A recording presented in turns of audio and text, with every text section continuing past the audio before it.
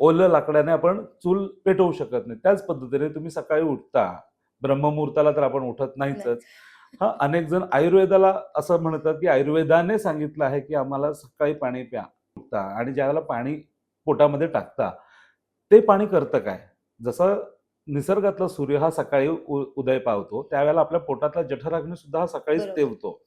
सकाळी उठल्या-उठल्या तुम्ही त्याच्यावरती जर का ग्लासभर, 2 ग्लासभर पाणी, मग ते आवळ्याचं प्या, ह्याचं प्या, त्याचं प्या, या बाबाचं प्या, नाही तर त्या बाबाचं प्या. बाबा टीव्हीवर एकटीकडे बसतो, पण 100 करोड लोक सगळ्यांची प्रकृती सेम नसतात. बरोबर.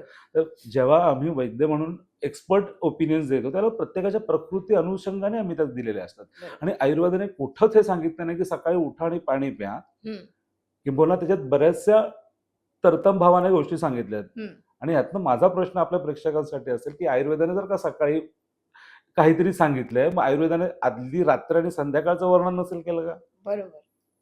त्यांनी सांगितलंय, की सूर्यास्ताच्या वेळेला तुमचं जेवण संपलं पाहिजे.